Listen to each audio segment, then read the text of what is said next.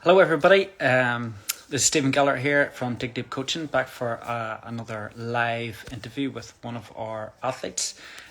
So today we are going to be talking to newly crowned British elite champion Alice Towers. Alice Towers from Nicole Wahoo. So we're going to get Alice on here, and who's going to come along and chat with us this evening, or today, depending on where you are. So we're just going to get Alice on now.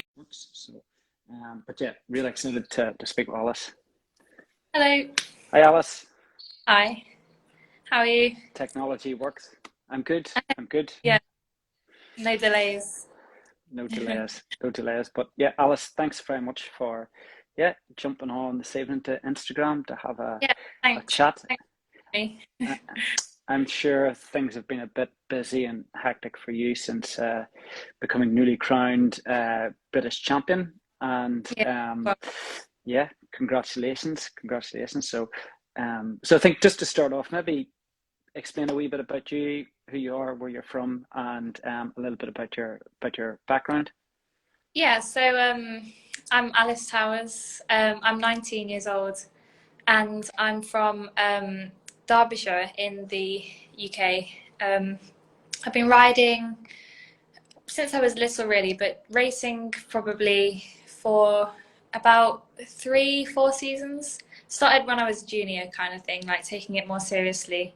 Um, Coaching with you guys kind of thing, and then it's just sort of followed on from there, really, and then here I am. But yeah, it's been quite a short journey, but it's been a nice Productive, productive, exactly. productive. Yeah, and I suppose you know the generation of writers coming through. I'll talk a bit about your history, but we've seen a generation now of writers who are very young age, performing to a level which would have seemed impossible almost a generation before. For example, we're watching in Grand Tours in the men's, also in the women's. Yourself, obviously, being crowned British champion as well. Bidding and competing with some of the most experienced riders in the world. And yeah, it's like this new wave of cycling we're seeing to come through, and you're very much to the forefront of that. Obviously, in women's cycling, you're certainly at the forefront of that. So it's certainly a very exciting time. So I think what I'd just like to, I suppose, start, and I think what a lot of people are interested in, I suppose, is this, journey. I suppose that short journey that you've done in this last 4 years, and you obviously started competing as a youth rider and was very competitive in the youth scene and in the junior scene coming through. And you also, just to give context to, I suppose, your journey into the pro peloton, you turned pro with Nicole Wahoo as a first year under 23. So at 18 Yeah, years old, you're still only 19 years old. You spent a couple of months in Spain, your last year junior with a yeah, Spanish team, and had a let's say a introduction to the elite side of racing. And prior to that, obviously, that was a COVID year as well. So there yeah. was I think everybody lost a year in that regard. So Yeah. tell us a little bit just about that, let's say, process to go into Spain, that year as a junior, losing that time, and I suppose that experience of being abroad for the first time of competing, and being, I suppose you were 17 at the time, 18, So and sort of.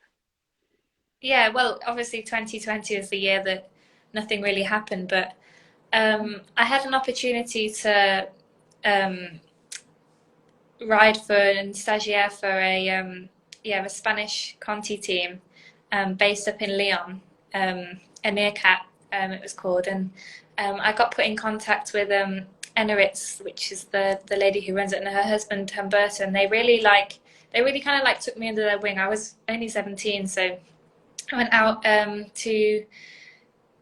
to Leon. They stay in like a big residencia, sort of like, I think it's I don't know if it's like a college or a uni in Leon. Um, and then I rode with the team for a bit. They don't speak much English, but and I didn't speak much Spanish.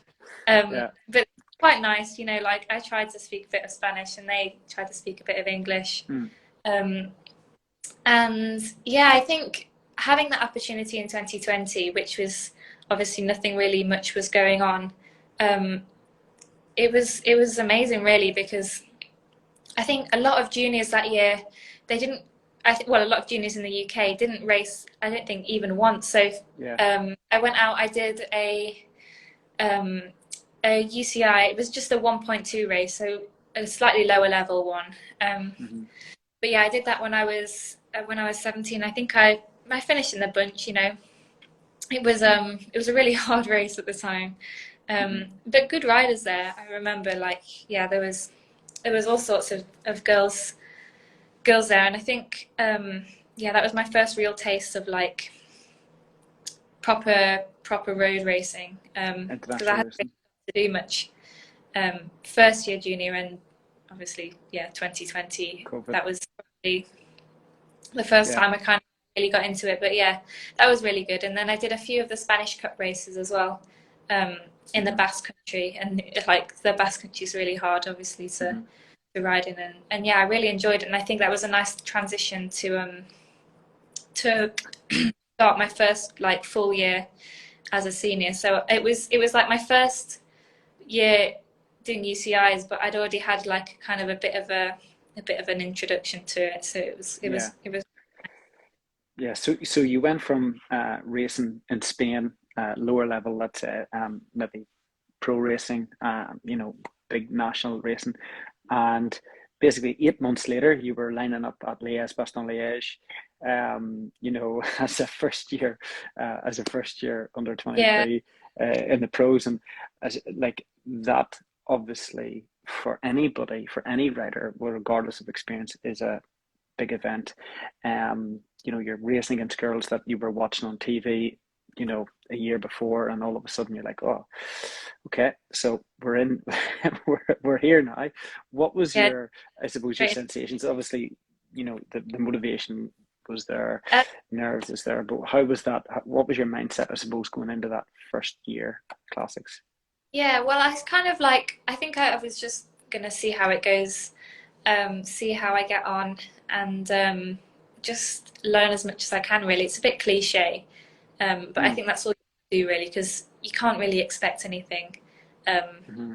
or put any pressure on yourself. So I think you just have to go into it with a completely open mind and just see like how it goes. And I think that's what I tried to do. And obviously, like lining up for those big races, I was like I was terrified, but Yeah. they turned out obviously to be not too bad in the end. And I think like Mm-hmm. going into like something so big and being like quite daunted, um, sometimes is the best way to do it because you get thrown straight in the deep end and then you realize it's not too bad and then you can sort of like find your feet a little bit. And I think that's what Yeah. I've been doing since, is just like slowly like finding my feet in Yeah. the pro peloton. So yeah, it's been Mm. a quite Baptism of fire to an extent, a little bit. So jumping in the deep end. What yeah. was, I suppose, a specific question? What surprised you the most about that level of racing? Let's say from what maybe surprised you, how hard something was, or maybe how easy things were comparative to what you assumed they were going to be. Was there anything that stood out in that first learning process of that first sort of year in the classics, in that, as an 18-year-old first year? Definitely the races were super hard when I first started doing them. But I think it's probably just I think starting off with classic racing. Classics are hectic for anyone, like no matter how long you've been in cycling. So I think just the absolute chaos Mm-hmm. of classics I was kind of surprised Yeah. about. And like I think just riding in the peloton and positioning. I remember struggling with that just for the first couple races because you go from like racing in the UK and like it's really easy to move up through the bunch and then you get put in a classic and like everyone's like Yeah. got there All over the place. the first corner. So I think that Mm. was probably like one of the things I was like, oh, whoa, like Yeah, this is this is crazy. But yeah. And I I think, think, sorry, go on oh, ahead. go. I was just gonna say, I think like just how big and fast all the races are, and just yeah, how hectic they are is probably just what surprised me the most. Not Yeah, surprised, but you know, just made me, I don't know, realize just made how hard the lots profile of them are so big, the yeah, like pressure and everything. kind of thing. Yeah, and I think unless people sometimes if they haven't experienced that type of racing, it's hard to explain how chaotic a lot of those races are. You Yeah, know, from the people at the side of the road to you having to change a bike to thinking I'm out of the race. And next thing you find yourself in the second group in the space of 20 Ks, you think, oh, I'm out, totally out of the race, and groups are up the road. yeah, And next thing you keep going, the groups come back and you're up the road. It's like, how did I end yeah. up here? And Sometimes you it's a watch bit the races chaos. back on TV that you've actually been in, and you're like, you're watching the race, and it looks like really chill, but you know that Yeah, you've been in a bunch the day before, and it's felt like horrible. chaos. It's So been chaos. you really do have to be on the bike in the bunch to realize like how crazy Mhm. they are. There's no way you'd be able to tell off the TV. Yeah, yeah, yeah. So, um, you're obviously, going in the second year, and this year was a little less of a shock. Let's say you knew what you were getting into, I suppose, and the type of Yeah, racing that you were doing. And maybe tell us a little bit about how this approach went to the obviously your victory at the national championships, which was an impressive feat. You were solo for a good part of 40 odd Ks, I believe. yeah, It was in terrible conditions. Obviously, you like the wind and rain for where you come from. You have to be used to riding in the wind and rain in I don't Derby. So, know if is the right word, but I can yeah, tolerate. well, you can tolerate it. You can tolerate it. But tell us a little bit about the approach to that race. I know you'd done a big stage race in Germany beforehand. You're training up to that point, and I suppose your, let's say, maybe your thought process during that race of like who's crazy enough to go with 40 odd Ks to go into a headwind. But yeah, maybe just that period up to the nationals and during the race.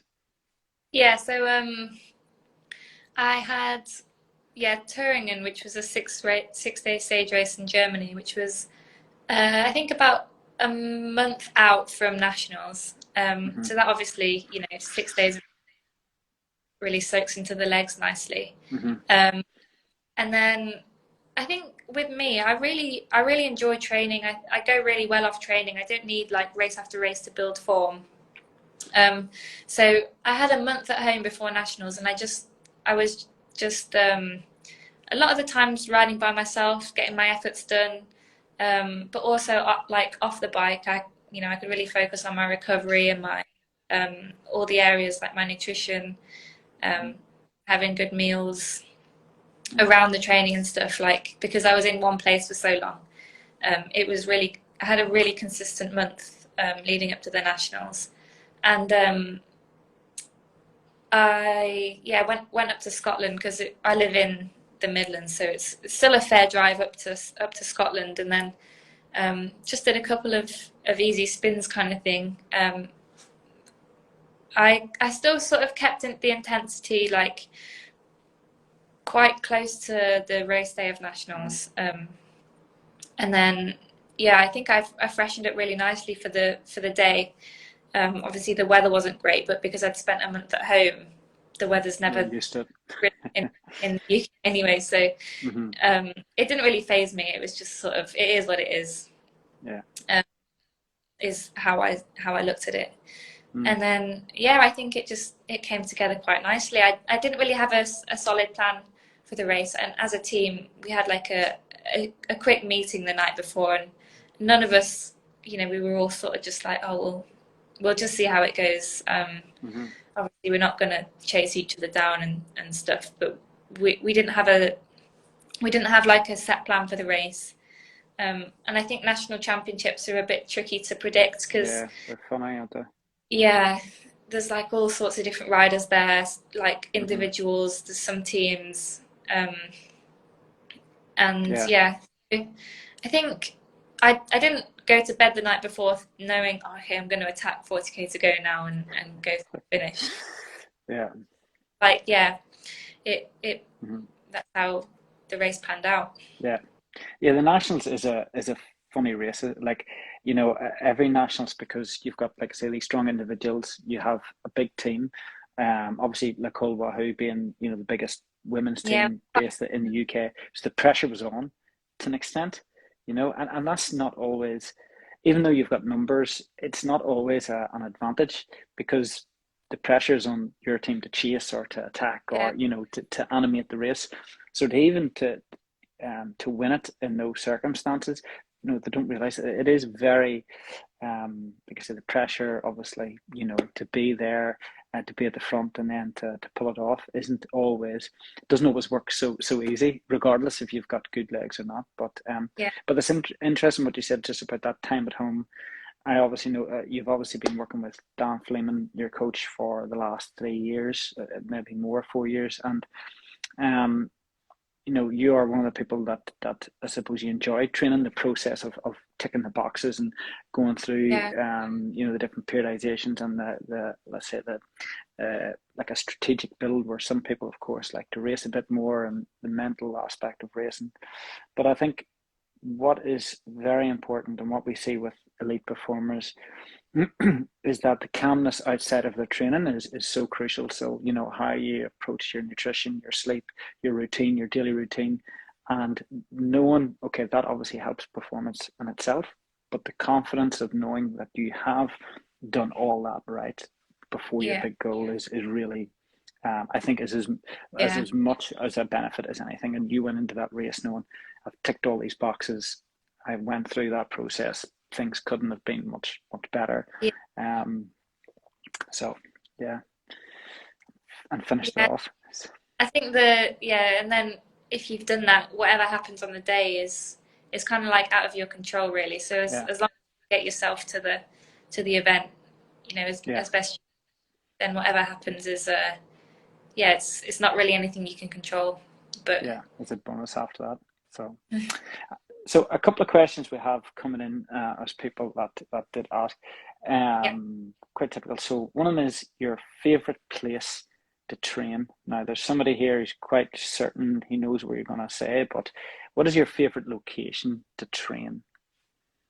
Well, I don't know what they think I'm going to say, but probably either the Peak District on a really nice sunny day is like lovely with like Mm-hmm, with a good group. If there's a good group out and you do a ride into the Peak District in mm-hmm, Derbyshire, that's that's up there. And then also um, we go out to Cape Town in the winter um, for some like winter slash summer miles in the sunshine. mm-hmm, And I love training out there because the roads are nice, the weather's nice, the views are nice. mm-hmm. Um, so I'd say either one of those two. What did Yeah, the person Cape think? Town. It was Cape Town. Oh, So yeah. So they were they got hoping you were going to say Cape Town. So, but yeah, I mean, obviously, South Africa is a beautiful place. I've yeah, visited there myself, and obviously the weather makes it all the nicer and whatnot. yeah, But again, it's a brilliant place to ride your bike and to go out yeah. and obviously do other stuff outside of training as well. So it feels like wouldn't say it feels like a holiday when you're down training, but it It's like has that. it's a different lifestyle, and I really like it. It's just chilled out, really Yeah, chill. yeah, yeah. Yeah, maybe you'll get back at the end of this season again for holiday stroke training or something. Top up the Yeah, suntan. I'll be down there in December. Yeah, good. And the other one is your favorite training session. So what would be the yeah, your favorite training session Um, if you have one? oh yeah, I'm just trying to think. Probably um like 20-minute sweet spot efforts or something. I don't Yeah, know, but then that also goes like hand in hand with like a good training roads and good weather. Like if it's yeah, I've got a nice climb to do some like 20-minute efforts on, I really hmm, enjoy that. yeah. Um, but I enjoy any training session if my legs feel good. Yeah, and if it feels bad, everything's bad. Yeah, So exactly. So it just depends on how the legs are feeling. But yeah, yeah, yeah. probably like a I don't really like doing sprints or Mm. like short efforts. VO2 I work. and said motor pacing. That's true Yeah, actually. I do enjoy yeah, that. yeah, That's up there. yeah, yeah. Or going out training with your coach, that's another nightmare. So nobody enjoys doing that. So yeah, maybe yeah, having that. And last one was your favorite race, or let's say maybe your favorite race you'd like to win in the future. So how Mm, about that one actually? So that's I'm sure there's a lot on that list, but if you had to pick one, yeah, probably like a big one day, like yeah, like Liège or um like a like a nice big one day classic, I think. like Flanders or Or something like but that. probably need to get a bit more experience, but yeah, maybe like a GC or I don't know, Mm, like the Giro. Or I'd love to ride that race one day, and yeah, mm-hmm. I'll see. I think it You'll always see. changes. I'll do a new race and okay, oh that one's my favorite now, and I'll do a new Yeah, one. You know, this like this one more. So I think yeah. I'm still figuring it out. Well, the benefit that you have is the fact that you're only 19. I think you're going to have lots of times of change in your mind. So you have many years in front of you of doing that. So um, yeah. But again, that's the yeah, that's the rewards of all the hard work to get to this point where you are now. So and for the rest of the year, what's do you know what you will be racing the rest of the year as we head sort of to the last half of the season into the summertime? Yeah, so my next one is the Battle of the North, which is like the Tour of Scandinavia, Hmm. is in about 3 weeks' time. Hmm. Um, so that'll be a nice race. I've never been to Scandinavia, so yeah, I've heard it's a beautiful country. So I think Yeah, as well as the race, I'm looking forward to seeing the sights too. yeah, Um, yeah. and then yeah, I'm not 100% sure. I think um, I'll see, you know, how the rest of the season goes. But I can't believe it's like middle of July July. already. Yeah, no. Yeah, Yeah, it's really quickly. It's like yeah, I'm to the end of the season now, and well, not quite, but yeah. yeah, It's getting that way. yeah, like it's in sight. Yeah, So and yeah, cyclists we tend to live like just race to race, and you don't think that far. It's like okay, I'm going this week. I've got to train this week, and next thing when you look up, you're like, oh, flipping halfway through the year, or I didn't realize I've got 3 months left of the year. But yeah, yeah. So, but listen, Alice, just thank you very much for spending some time with us this evening. Well, this evening where I am here in Australia, and it is. time. Yeah, Yeah, afternoon with you there. And again, it's again we've took great pleasure, of course, of watching your victory and not just that, but obviously your progress in the sport over the last couple of years. And to be part of that journey is pretty special, and it's great to see the hard work pay off, and also to see the new wave of cyclists coming through and generation coming through. So I'm certainly glad I don't ride a bike that much anymore. So yep, I'll be hanging on the back. So, but listen, okay, thank you very much, yeah. and we look forward to following you the rest of the year. So, Okay, great. Thanks, Stephen. okay, okay, All see right, you. Bye bye. bye Bye bye. bye. Bye.